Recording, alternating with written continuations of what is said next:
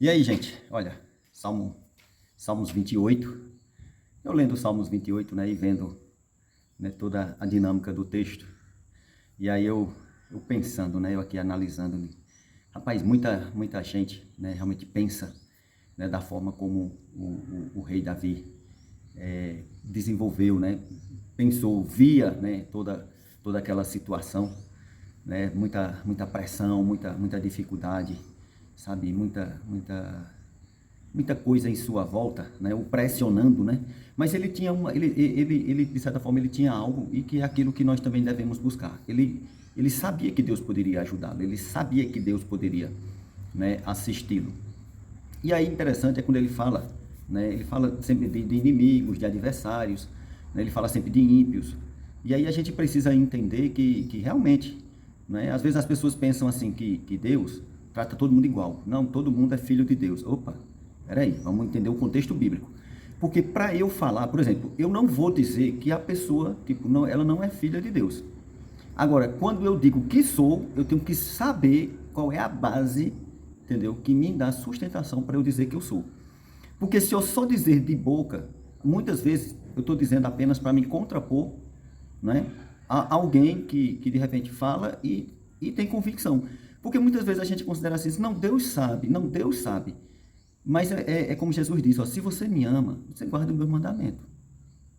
Né? Se você me ama, você guarda o meu mandamento. Então existe realmente uma separação, existe uma distinção. Então quem são os inimigos de Davi? Né? Hoje nós sabemos que o inimigo das nossas almas é o diabo e que ele usa as pessoas, assim como Deus também, ele nos usa. Mas Deus só nos usa se nós permitirmos. Entendeu? Eis que estou à porta e bato. Se alguém abrir, eu entrarei, sairei, cearei com ele e ele comigo. Ou seja, Deus ele é um Deus como ele diz, de convites. Deus ele sempre vai convidar. Se quiserdes e me ouvirdes, comereis o melhor dessa terra. Né? São os textos que justamente sinalizam de que Deus ele está disponível. Deus ele está sempre à disposição. Então, quando nós vamos caminhando e nós vamos entendendo, nós vamos compreendendo Deus, a gente vai, sabe, a gente vai tipo, vamos dizer assim, se desarmando de filosofias, né, se desarmando de frases de efeitos, frases feitas, sabe, frases muitas vezes manipuladas. Por quê? Porque as pessoas elas podem dizer o que elas quiserem dizer. Agora, a fonte. A fonte. E quando eu digo a fonte, não é a pessoa, sabe, mas é aquele de onde ela bebe, sabe, aquele de onde ela bebe. E muitas vezes, entendeu? A Bíblia diz que os crentes de Bereia, eles eram os mais nobres, eles foram considerados mais nobres. Por quê? Porque os crentes de Bereia, Paulo, né, chegou na cidade de Bereia e foi pregar na sinagoga, tudo, e a Bíblia diz que os de Bereia, os crentes de Bereia, né, naquela época não chamava de crente, né, os cristãos de Bereia, iam investigar dentro, né, das leis, dentro dos profetas, dentro dos salmos, se aquilo que Salmo estava dizendo realmente estava em linha. Então é isso que nós devemos fazer. Ouvir, claro, de tudo, mas reter o que é bom. Sabe? Reter o que é bom.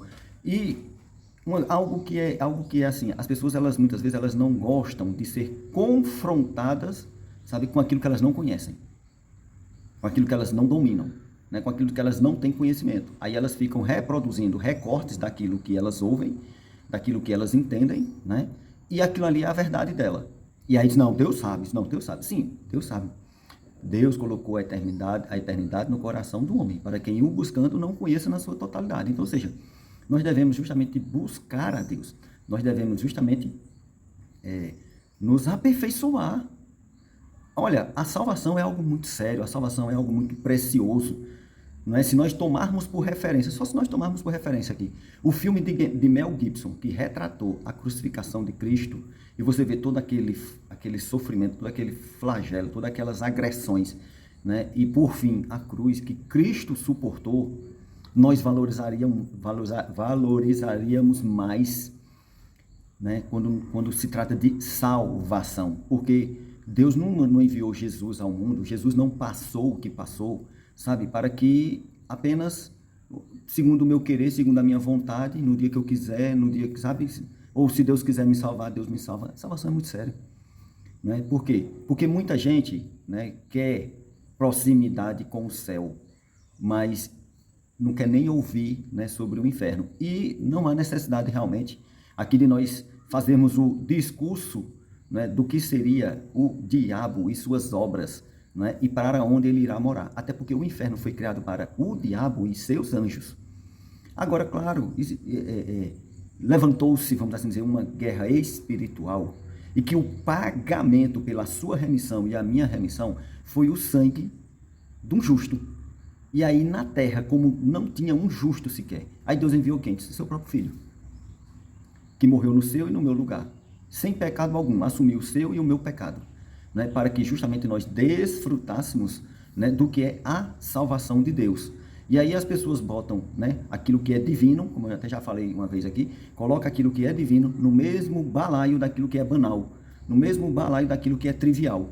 Ora, nós iremos viver tudo que iremos viver nessa vida. Agora, todos os nossos atos, eles têm uma responsabilidade. Você pode não ter a responsabilidade terrena, você pode não assumir, você pode não ser cobrado a responsabilidade terrena, mas a questão vamos dizer, entre aspas, cobrança espiritual dos seus atos, isso aí você vai ter que prestar conta. E a Bíblia diz, bendito, né,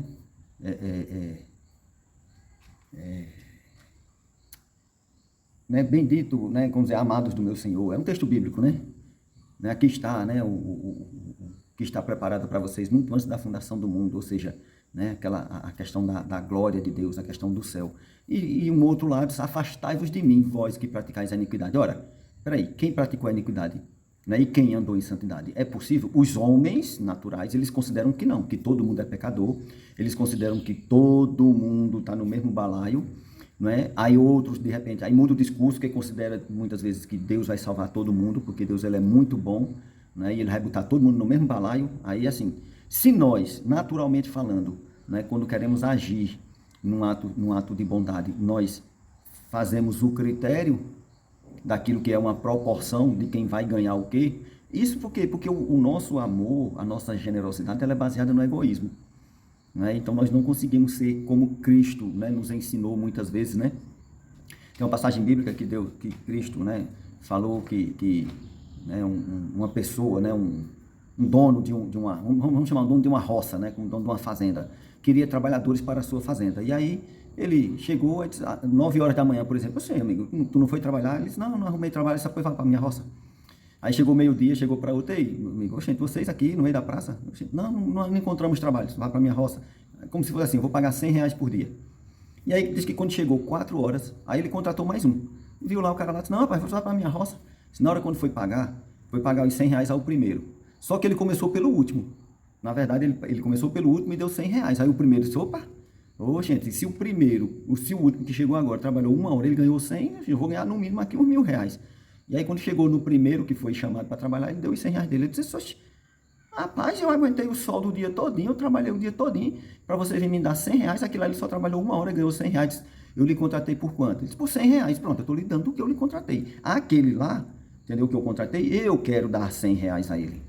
O que você tem a ver com isso, se o dinheiro é meu? Então, a salvação que Deus nos providenciou não tem a ver conosco, tem a ver com o amor, com a bondade de Deus.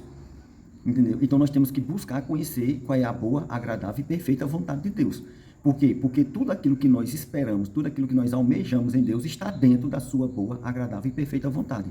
Que nós descobrimos como? Na igreja que muitas vezes você julga que é barulhenta, na igreja que você julga muitas vezes que as pessoas, elas são assim, assim, assim, o pastor é isso, isso e isso, porque fulano, porque beltrano, porque não sei o quê, porque meu vizinho, porque meu colega de trabalho e tal. A caminhada da salvação, ela é individual, ninguém vai prestar conta pelo outro, né? Então, quando a gente vê o texto, né, 28 ali, todo aquele enredo, né, que o salmista Davi, né, traz naquele contexto, isso justamente nos sinaliza. Diz, rapaz, ora, se o rei Davi, ele agiu, né, ele percebeu dessa forma, né, no seu relacionamento com Deus, e está aqui escrito para nós termos conhecimento, então só nos cabe, né, justamente saber que Deus é bom, só nos cabe saber que Deus ele nos guarda, que Deus ele nos livra, que ele enviou seu filho para nos salvar. Tu acha que quem vai nos dar a salvação, né, que é Deus que vai nos dar a salvação, quem pode o mais pode o menos. Então Deus não vai matar, Deus não vai ferir, Deus não vai roubar, Deus não vai destruir, Deus é bom. O diabo é que não presta. E aí, na mente natural do homem, o diabo faz a festa. Né? E aí os homens não conseguem, muitas vezes, justamente se separar. Por quê? Porque tem que renovar a mente. Lá em Romanos, acredito que é Romanos 12, né? Não vos conformeis com esse mundo ou com esse século, mas transformai-vos pela renovação do vosso entendimento, para que experimenteis qual seja a boa, a agradável e perfeita vontade de Deus. Então, a boa, agradável e perfeita vontade de Deus, ela é descrita na sua palavra, ela é descrita na comunhão. Por isso que nós começamos esse projeto, que é para justamente, né, poder, né, o Espírito Santo vir te iluminar. Eu só sou o canal, só abrindo só minha boca. Para o Espírito Santo abrir os seus olhos, os olhos do seu entendimento, para que você deseje, para que você realmente se alimente do Senhor, que é quem pode te suprir, né? Quem é quem pode justamente te dar, sabe, aquilo que você não consegue realizar. Sabe por quê? Porque muitos consideram que ouro, prata, sabe, as coisas desse mundo, muita gente diz, não precisa de Deus não, pode deixar que eu mesmo desenrolo. E é verdade, não está errado não, não está errado, tá não. Agora, não tem peso de glória.